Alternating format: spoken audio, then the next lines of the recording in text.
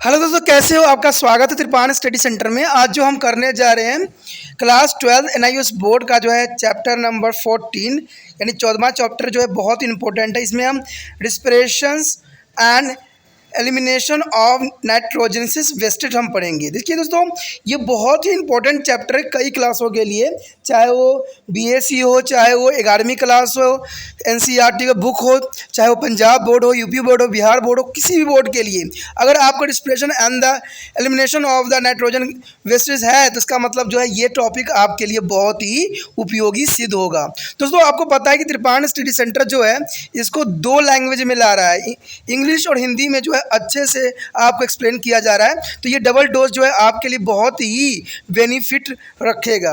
कहते हैं चैप्टर में हम बहुत कुछ पढ़ेंगे कि किस प्रकार जो है नाइट्रोजन वेस्टेज हमारे लिए नुकसानदायक और किस प्रकार यहाँ पर जो है रिस्पिरेशन की भूमिका होती है। लेकिन ये सब करने से पहले एक बात जो मैं हमेशा कहता हूँ, जिसको आपको मानना भी चाहिए, विचार भी करना चाहिए और अमल तो करना ही चाहिए, वो ये है कि जब भी वीडियो देखिए पूरा देखिए, क्योंकि अधूरा जानकारी सदैव खतरनाक होता है। साथ में एक इंपॉर्टेंट बात ये भी रहता है, अगर आप पहली बार वीडियो देख रहे हो तो लाइक शेयर सब्सक्राइब करना मत भूलना।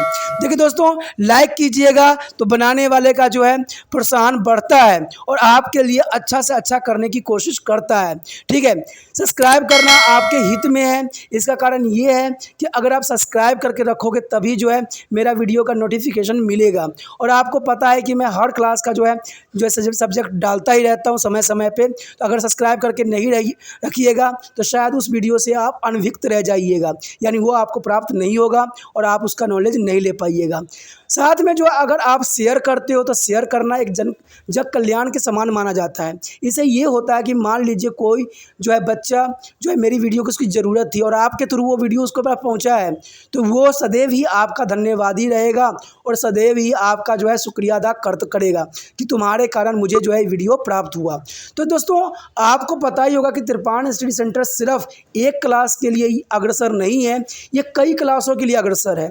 जैसे 8th 9th 10th 11th 12th CBSE के सारे चैप्टरों को कवर करेगा समय के साथ। प्लस जो है एनआईएस बोर्ड का 10th+2 को भी कवर करता है, सभी सब्जेक्टों का। प्लस जो है बीए पंजाब यूनिवर्सिटी का जो है फर्स्ट सेमेस्टर से लेकर 6th सेमेस्टर तक 8 सब्जेक्टों को कवर करता है। प्लस जो है एमए के जो है बच्चे ऑन डिमांड जो मुझे करते हैं कमेंट, उनके लिए भी त्रिपान स्टडी सेंटर जो है अग्रसर है। देखिए दोस्तों, त्रिपान स्टडी सेंटर इतना बड़ा है, विस्तृत है, तो आपको अभी जो है लाइक शेयर सब्सक्राइब कीजिए और अपने दोस्तों के साथ बांटिए। ठीक है, तो भूलिए मत, ये करना आपका फ़र्ज है और मेरा कार्य करना है, आपको टॉपिक लेके चलना है। देखिए, आज देखते हैं हमारा आज टॉपिक क्या है। Next topic is respiratory system in human, pulmonary respiration. Friend, it's the most important topic for a respiratory system in human. Means pulmonary respiration.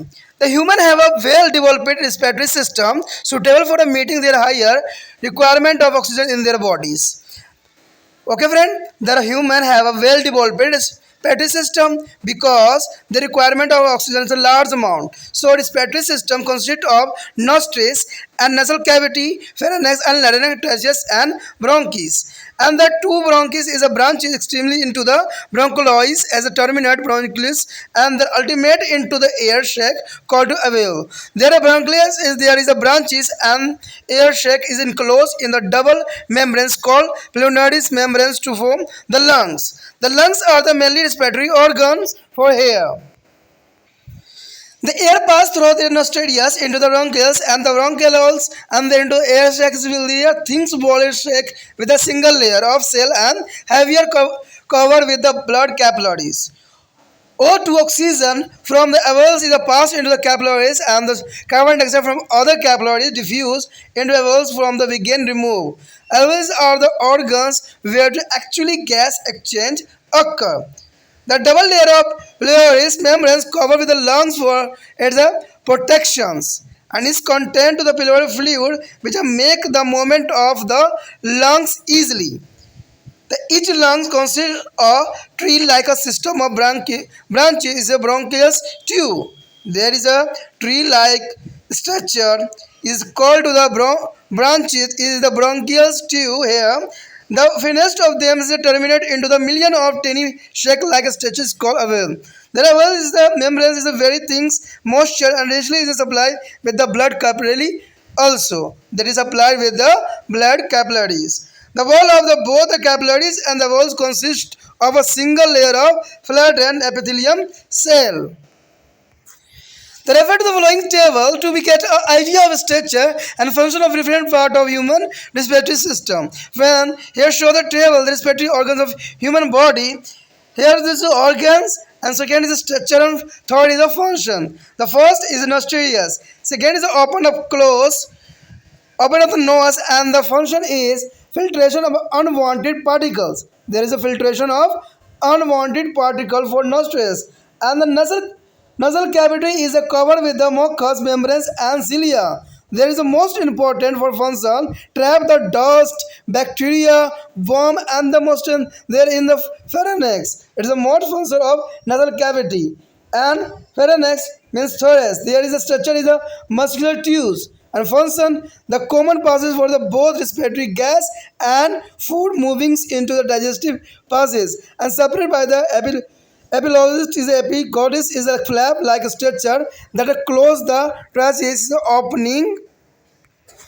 The opening of the valve pipes called the glottis when the food is a swell. There is a and the larynx means to voice box. There is a small cartilaginous organ with a vocal cord lined by the ciliaris epithelium. The hair connect to the pharynx to the trachea to help in the sound production. There is a function and at least trachea is a windpipe. Trachea is a windpipe here supported by the C-shaped and conjunctive ring to the prevent it from calopasis is a trachea is divided into two bronchus and enter to the two lung. Their function is pass for the air up to the bronchia. And the last is a bronchus pilaris bronchia. There is a elastic, ciliated and covered with the mucous epithelium. And enter the lungs is the function. Enter the lungs and divided to form a secondary bronchioles, territories, bronchial holes, and the ultimate terminal bronchioles. Together they form of the bronchial tree. The airless is the bronchioles, the small terminal branches of bronchioles and the leading to the alveoli. There is the function the conveys air into alveolus and their last is the alveolus air sac. The alveolar air sac is the most important part, supply with the blood capillary and thin moisture. There is a work function is exchange of gas. There is a function of exchange of gas. Here show in this diagram. Here show the human lungs. There is a larynx, trachea, cartilaginous rings, bronchioles, and pulmonary venous, pulmonary arteries for here. And the other side is a large diaphragmatic microscopic structure. The trachea and primary branches and the venculus branch of pulmonary venous and capillary network also present here. Alveoles, anavels, sections, air sac, inframembranes, and alveolar ducts, and the arteries are branches of the pulmonary arteries, and bronchioles and tertiary bronchioles, secondary bronchioles. There is the most important for here, but the next is a difference between the breathing and respiration. Friend, it's the most important topic for the any class. The difference between the breathing and respiration. The first is a breathing and second is a respiration. For here, the breathing is a physical process, but respiration is a biochemical process involving two enzymes. And the here second take place only the reptiles, birds and mammals. But respiration is the occur in all organism. Respiration is occur all organism and breathing it is the pneumatic process. But respiration is the continuity process. Therefore, point it is on extracellular process. It is on extracellular process, but respiration is the intracellular process. The respiration is a intracellular processing. It is the most important. And breathing, it is involved with gas exchange between two animal. It is an external environment. But respiration is it's involved in enzymatic breakdown of glucose in a presence of absence of oxygen to release energy. दोस्तों यहाँ पर आप देखोगे तो मानव का श्वसन तंत्र यानी फुफ्फुस श्वसन ये बहुत ही इम्पोर्टेंट है क्योंकि ये हमारे जो है मनुष्य से रिलेटेड है, यानी मानवों का जो श्वसन तंत्र है वो क्या कार्य करता है, इसका कैसा डायग्राम होता है और इसका क्या विशेषताएं हैं।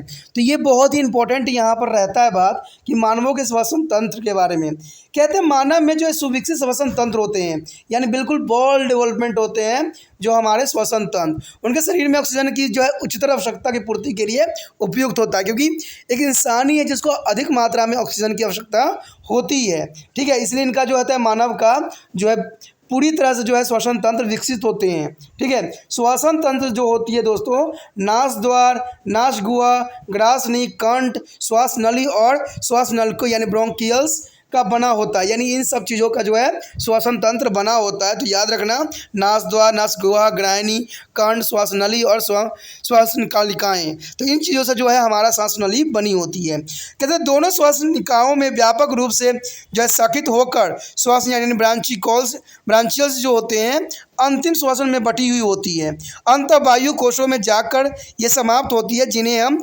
कुपिकाएँ कहते हैं। कुपिकाएँ जो होती है काफ़ी इंपॉर्टेंट होती हैं। कहते हैं श्वसन नलिकाओं की उनकी शाखाओं और वायु कोशों के चारों तरफ एक दोहरी झिल्ली होती है, जिसे हम फुफ्फुसी झिल्ली भी कहते हैं, यानी इसको फुफ्फुस झिल्ली कहलाता है, जिससे हम फेफड़े बने होते हैं। ये फेफड़े जो होते हैं इसी फुफ्फुस झिल्ली से बने हुए होते हैं। अगर आप डायग्रामेटिक देखोगे तो आपको इसको क्लैरिटी आपको और भी आ जाएगी। ठीक है, कि ये फुफ्फुस झिल्ली जैसे बने होते हैं। फेफड़े प्रमुख श्वसन अंग होते हैं मनुष्य के लिए, यहीं से जो है सारा ऑक्सीजन ग्रहण करते हैं। कहते हैं वायु नासद्वार में होकर श्वसन नली और वायु कोशों तक पहुँचाती है, और वायु कोश जो है कोशिकाओं की केवल एक परत से बने होते हैं, और उनमें बड़ी मात्रा में जो है रुधिर कोशिकाएं पहुंचाई जाती है। कहते हैं ऑक्सीजन जो है कुपिकाओं से कोशिका तक पहुंचाती है और अन्य कोशिकाओं से जो है कार्बन डाइऑक्साइड कुपिकाओं में चली जाती है, ताकि उसे वहां से बाहर निकाला जा सके, क्योंकि कुपिका ही वे अंग होते हैं जिनके भीतर गैस का वास्तविक विनिमय होता है। दोस्तों ये पीएमटी क्वेश्चन है कि जो कहते हैं कि वास्तविक जो है गैस विनिमय कहाँ होता है, तो वो कुपिका में होती है। ये बहुत ही इम्पोर्टेंट यहाँ पर क्वेश्चन बनता है, जिसको आपको समझना चाहिए, क्योंकि कहते हैं पढ़ने से हम कोई भी कंपटीशन जो है आसानी से कर सकते हैं, चाहे वो आपका पढ़ाई लिखाई कंपटीशन हो या जॉब के लिए हो। इन्हीं में से क्वेश्चन पूछा जाता है। आईपीएस हो, यूपीएस एग्ज़ाम हो, सभी एग्ज़ामों में ऐसे ही क्वेश्चन पूछे जाते हैं। तो आप लोग कन्फ्यूज हो जाते हो कि भाई कहाँ से पूछा गया, कब। जब ध्यान से आप टॉपिक पढ़ोगे तो आपको हर बात जो है यहाँ समझ में आएगा, क्योंकि त्रिपाण स्टडी सेंटर सिर्फ एक ही बात कहता है कि आपको अगर समझ में आता है दोस्तों, अच्छे से समझो, शांत मन से समझो, ये बहुत ज़रूरी है।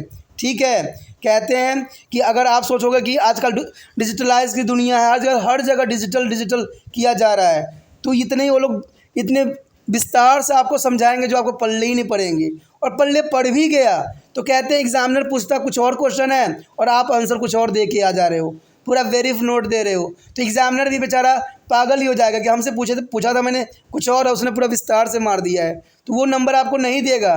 एग्जामिनर सिर्फ इतना कहता है कि आपको जो बताया गया है, जो समझाया गया है, उसी की जो है आंसर दीजिए। ठीक है, फालतू का आंसर नहीं मानता है। तो बच्चे आजकल पता है क्या सोच रहे हैं कि मैं जितना डिजिटलाइज देखूंगा उतना मुझे जल्दी समझ में आ जाएगा।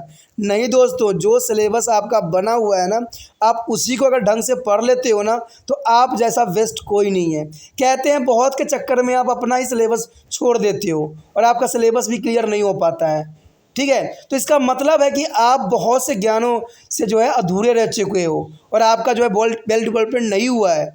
मैं देखता हूँ यूट्यूब पे देखो चाहे कहीं भी देखो, ऐसे ऐसे वीडियो हैं जो काफ़ी आधुनिकता को दर्शाती है, लेकिन मेरा विचार है कि अगर आप अपने टॉपिक, अपनी किताब को ही पढ़ लो तो वो ही आपको बहुत ज्ञान देने के लिए पर्याप्त है। क्योंकि एनसीईआरटी हो, सीबीएसई हो, एनआईओएस हो, यूपी बोर्ड हो, बिहार बोर्ड हो, कोई भी बोर्ड जो है अपना सिलेबस बच्चों के रिगार्डिंग ही सेट किया जाता है।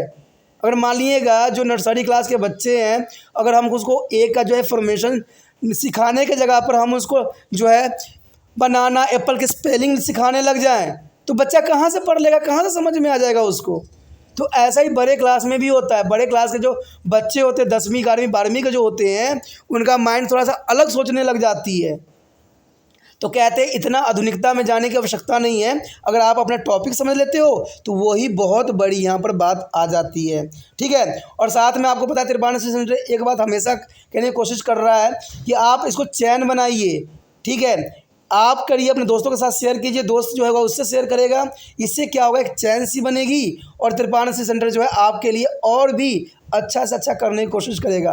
क्योंकि मेरा रूल है, मैं इतना भी डिजिटाइज में नहीं जाऊंगा, क्योंकि मुझे पता है कि जो सफिशेंट है वही बच्चों के लिए बेस्ट है। कहते हैं इतना अधिक भी कर देने से कोई महान नहीं बन जाता है, और इतना कर लोगे तो तुम्हें कोई ज्ञान का भंडार नहीं मिल जाएगा।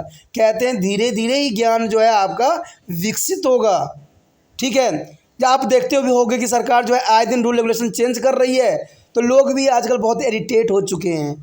तो वही बात मैं आपको भी कहता हूँ, अधिक रूल रेगुलेशन हर तरह के वीडियो देखने लग जाओगे ना, तो आप खुद ही कन्फ्यूज़ हो जाओगे, ना घर के रहोगे ना घाट के। आगे कहते हैं कि फेफड़ों की सुरक्षा के लिए अनेक ऊपर दोहरी परत वाली जो है फुफ्फुस झिल्ली चढ़ी हुई होती है, और उसके भीतर जो है फुफ्फुस तरल भरा हुआ होता है, जिसके कारण फेफड़े के भीतर गति सहज हो जाती है। प्रत्येक फेफड़े जो है सकित जो है श्वसन नालिकाएं का एक वृक्ष जैसा तंत्र दिखता है। अगर आप फुफ्फुस जो है अगर उसका डायग्रामेटिक अध्ययन करो तो आपको दिखेगा कि एक वृक्ष की जो है ब्रांचेस की तरह दिखेंगे, यानी तनाव की तरह दिखेगा, जो कि एक अलग ही पहचान इसको बनाता है। उसमें से सबसे अधिक बारीक श्वसन के लाखों सूक्ष्म कोशी जैसी संरचनाओं में पहुंचकर समाप्त होती है, जिन्हें हम कुपिका कहते हैं। कुपिका का मतलब दोस्तों होता है कि लाखों सूक्ष्म कोशी जो होते हैं उस रचना में पहुंचकर समाप्त जहाँ पर होता है उसी को कुपिका का नाम दिया गया है। कुपिका की झिल्ली बहुत पतली होती है और बहुत ही नम्र होती है, और उन पर जो है रुधिर कोशिकाओं की भरपूर जाल बना हुआ होता है। यानी उस पर देखोगे तो ब्लड का एक वेसल्स बने होते हैं, बहुत से जो है वेव्स बने होते हैं, जाल से बने होते हैं। तो ये बहुत काफ़ी इंपॉर्टेंट रहता है कुपिका को समझने के लिए। कुपिका के ऊपर देख याद रखना दोस्तों कि ब्लड का जो है जाल सी बनी होती है। कोशिकाओं और कुपिकाओं दोनों ही की भित्तियाँ चपटी एपिथेलियम कोशिकाएं केवल एक ही परत की बनी होती है। या कोशिकाएं हो या कुपिका, दोनों ही भित्ति चपटी होती है, एपिथेलियम कोशिका की केवल परत की बनी होती है। तो ये बहुत ही इंपॉर्टेंट बात आपके समक्ष रखता है। अब हमारे समक्ष जो है एक टेबल आपको दिख रहा होगा, ये टेबल जो है बहुत काफ़ी इंपॉर्टेंट है। इसमें हम देखेंगे कि किसका क्या कार्य है और कैसी संरचना होती है, यानी मानव के शरीर के श्वसन अंग की क्या जो है अंग है, संरचना और कार्य के बारे में जो है हम यहाँ पर डिस्कस करेंगे। सबसे पहले आता है हमारा नास द्वार। ठीक है, नास द्वार की संरचना जो होती है, नाक का द्वार छिद्र होता है जहाँ से सांस ग्रहण की जाती है। इसका कार्य देखिए क्या होता है। कहते हैं अवांछनीय कणिकाओं को भीतर न जाने देना, धूल जीवाणुओं को वहीं रोक देता है। और ठीक है, तो ये काफ़ी इसका इम्पोर्टेंट कार्य दर्शाता है। उसके बाद नासागृह। नासागृह जो होती है वो श्लेष्मा झिल्ली और जो है पक्षभिकाओं से ढकी हुई होती है। अब श्लेष्मा झिल्ली का क्या होती है, तो पतली सी झिल्ली बनी होती है। ये ग्रासनी के भीतर जाने वाले वायु को जो है गर्म कर देती है।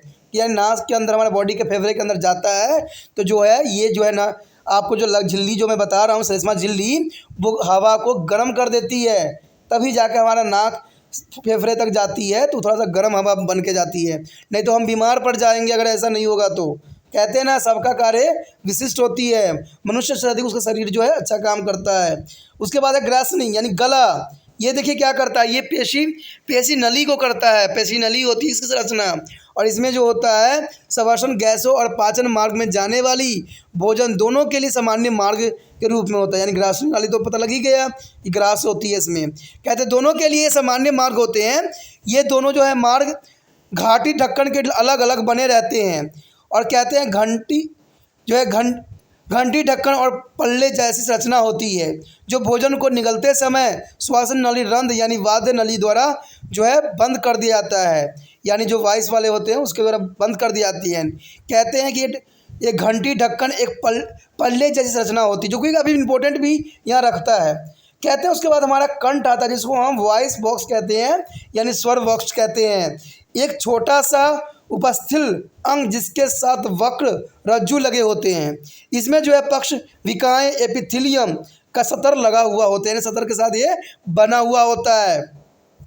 इसमें कहते हैं ग्रहणी की श्वसन नली के साथ जोड़ता है, और स्वर उत्पन्न करने में मदद करता है। इसी की वजह से जो है आप बोल पाते हो, यानी कंठ स्वर वक्ष ही के नाम से ही पता लग रहा है कि ये स्वर उत्पन्न करने की ये कोई जगह होगी। उसके बाद है हमारा पाँचवा जो है श्वसन नली। देखिए श्वसन नली जो होती है वायु नली कहलाता है, जिसको आप नाम से ही पता लग रहा है श्वसन नली यानी सांस की नली। अब इसका स्ट्रक्चर क्या है, देखिए इसमें सी आकार के उपस्थित वल्ले बने होते हैं जो इसे जो है कड़ा बना देता है, बहुत ही टाइट बना देता है ताकि यह चिपक न जाए, श्वास नली दो श्वास नली में विभाजित हो जाती है जो दोनों फेफड़ों में चली जाती है, जो कि काफ़ी इंपॉर्टेंट रखता है। यहाँ पर कहते हैं इसका कार्य जो होता है श्वास नलियों तक का वायु मार्ग तक ये जाती है, तो काफ़ी इंपॉर्टेंट है। उसका 6वां पॉइंट जो हमारे समक्ष है वह है श्वास नली यानी ब्रांकियल्स प्लूरा ब्रांचीज। इसका मतलब है प्रत्यक्ष जो है इसका स्ट्रक्चर होगा प्रत्यास्थ होता है, प्रक्षविकाएँ होती है और श्लेष्मा झिल्ली से ढकी हुई होती है। कहते हैं दोस्तों इसका जो कार्य है फेफड़े में प्रवेश करती है और विभाजित होकर द्वितीयक श्वसनीय यानी तृतीय श्वसनली और अंततः अंतिम श्वसनली बनाती है। ये सब मिलकर जो है श्वसनली वृक्ष बनाती है, यानी मैंने पहले ही बताया था कि वृक्ष की भांति ये दिखती है, तो ये सारे मिलकर जो है श्वसन नली वृक्ष बनाती है, जो कि काफ़ी इंपॉर्टेंट यहाँ पर बात रखता है। उसके पश्चात हमारे समक्ष है श्वास नलिका ब्रोंकियल्स। देखिए श्वास नलिका भी अपना स्थान विशेष रखती है, क्योंकि कहते हैं श्वास नलिकाओं की अंतिम शाखा जो कुपिकाओं में प्रवेश कर जाती है उसी को कहते हैं। और इसका कार्य क्या होता है, क्या फंक्शन होता है, ये वायु को कुपिकाओं तक ले जाती है दोस्तों, वायु को जो है कुपिकाओं तक पहुँचाती है, जो कि इतना विशिष्ट अच्छा कार्य माना जा सकता है।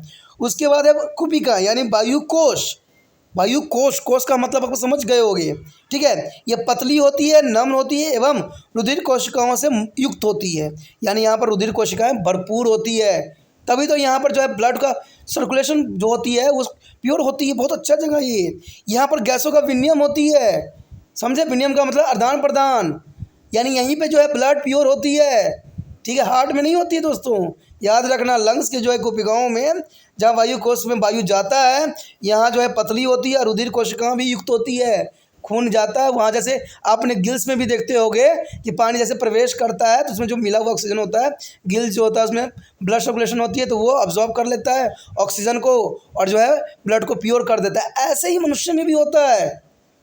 तो मैं कहा ना कि बहुत सी चीज़ें जो होती है हमारे जैसे सबके होते हैं, लेकिन कहते हैं ना कि थोड़ा सा चेंजेस होते हैं। तो कुदरत ने इतना चेंज किया है, यह इसलिए किया है कि वो जो है किसी और कैटेगरी में आते हैं, हम किसी और कैटेगरी में आते हैं।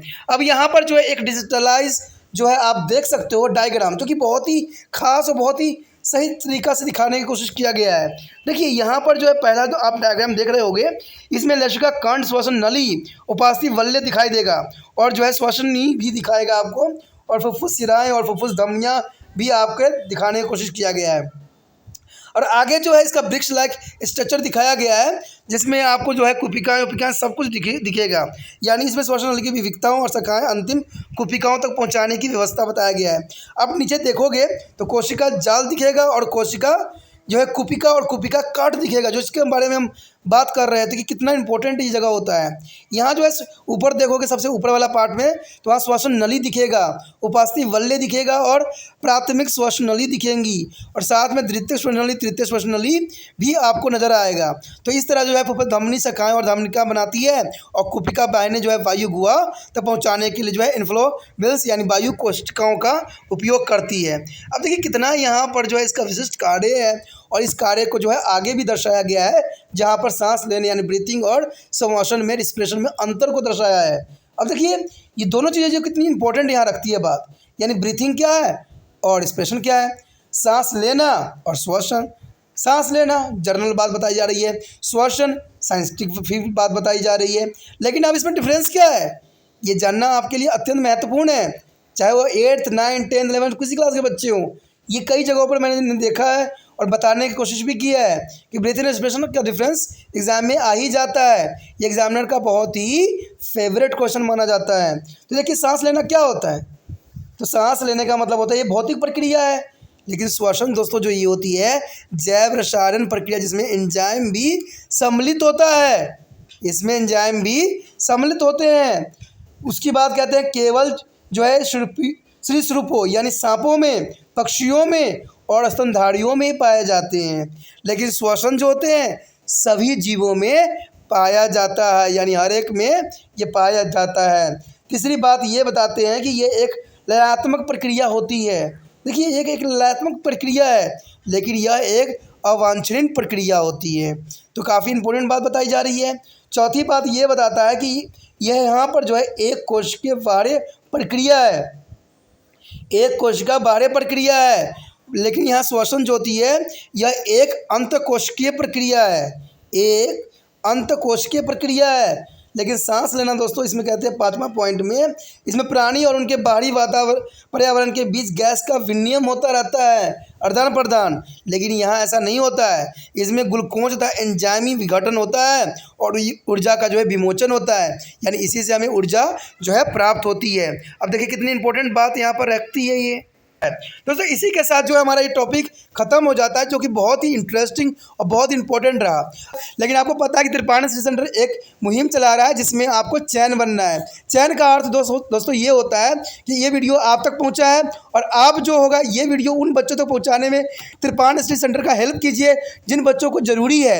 और वो आप जानते हो कि कौन बच्चा एनआईओएस बोर्ड में पढ़ता है या कौन बायोलॉजिकल पढ़ रहा है, बीए में पढ़ रहा है, चाहे वो 12वीं में पढ़ रहा है, चाहे 11वीं में पढ़ रहा है, और कौन जो है यूपी बिहार बोर्ड के हैं। तो ये आपसे अधिक कोई अधिक नहीं जानता, क्योंकि आपके समक्ष जो होता है आपके मोबाइल कॉन्टैक्ट में जो है कम से कम 100-150 कॉन्टैक्ट होते ही होते हैं।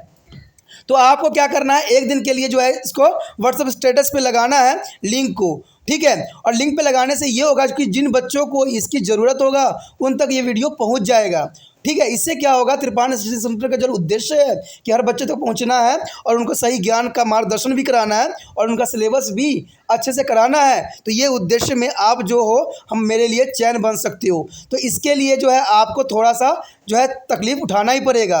तो सोचिए नहीं, विचार ना कीजिए, क्योंकि अच्छे काम के लिए विचार करने की आवश्यकता नहीं होता है। गलत काम करोगे तो 50 बार आपको सोचने की आवश्यकता होती है, लेकिन अच्छे काम करने के लिए कोई आपको मना नहीं करेगा और ना कोई आपको गलत कहेगा। तो सोचना नहीं है, अभी लिंक को कॉपी कीजिए और अपने व्हाट्सएप स्टेटस पे लगा दीजिए। इसी के साथ जो है दोस्तों हमारा टॉपिक आज खत्म हो रहा है, ठीक है। अगर आपको अच्छा लगा तो लाइक शेयर सब्सक्राइब जरूर कीजिए। अगर पहली बार अगर आप वीडियो देख रहे हो, पहली बार मेरे चैनल पे आए हो, तो सब्सक्राइब करना आपका फर्ज बन जाता है। सब्सक्राइब करने से ये होगा कि जो भी मैं आप क्लास के रिगार्डिंग कोई भी वीडियो डालूंगा उसका नोटिफिकेशन जो है समय समय पर आपको प्राप्त होता रहेगा। अगर सब्सक्राइब नहीं कीजिएगा, अगर आप दोबारा से त्रिपाठी स्टडी सेंटर पर आने की कोशिश कीजिएगा तो वहाँ पर आप त्रिपाठी लिखिएगा तो जो है वो त्रिपस कर देगा, ठीक है। जो आप गूगल पर सर्च करेंगे त्रिपस कर देगा, जिससे वजह से आप जो है मेरे वीडियो का जो है फायदा नहीं उठा पाओगे। तो सोचिए मत, विचार मत कीजिए, सब्सक्राइब कीजिए। आप सोचते होइएगा कि मेरे जो एग्जाम खत्म हो जाने के मेरा क्या जरूरत है त्रिपाठी स्टडी सेंटर से, ठीक है। तो इसलिए सब्सक्राइब नहीं करने का सोचिएगा, लेकिन दोस्तों ऐसा नहीं है। त्रिपाठी स्टडी सेंटर जो है बहुत हेल्पफुल है, क्योंकि ये जो है आपके 8th class 9th 10th 11th 12th जो आर्ट्स के सब्जेक्ट को कवर करता ही है, प्लस जो है ये एनआईओएस बोर्ड के जो है 10th प्लस 2 को भी कवर करता है। साथ में बीए जो है फर्स्ट ईयर से लेकर 6 सेमेस्टर तक बच्चों के लिए ये अग्रसर रहेगा आर्ट्स सब्जेक्ट में। तो सोचिए नहीं, विचार नहीं कीजिए, काफ़ी जो है त्रिपाठी स्टडी सेंटर का फायदा ही फायदा है, ठीक है। अगर आप मुझे प्रोत्साहित करोगे तो आपके लिए मैं तरह तरह के वीडियो बनाऊंगा जो आपको फायदा पहुंचाएगा। एग्जाम के तौर पे मैं आपको जो है पेपर भी आपको सोल्यूशन करके दिखाऊंगा जो आपके लिए फायदेमंद रहेगा। अगर नहीं सब्सक्राइब कीजिएगा, मेरा मनोबल घटेगा, तो हो सकता है कि आपको फिर दोबारा मैं ना वीडियो बनाऊं और आपको फायदा ना पहुंचाऊं। तो अभी भी नहीं सोचिए, मेरा जितना आप फैलाइएगा, जितने दूसरे बच्चों के साथ शेयर कीजिएगा, उतना जो है मैं आपके लिए कार्य करने में अग्रसर रहूंगा, ठीक है दोस्तों। इसे सोचिए मत, विचार मत कीजिए, अभी सब्सक्राइब कीजिए और अपने व्हाट्सएप स्टेटस पे लगाइए और दूसरे बच्चों के साथ भी शेयर कीजिए, ठीक है दोस्तों। अपना ध्यान रखना, बाय।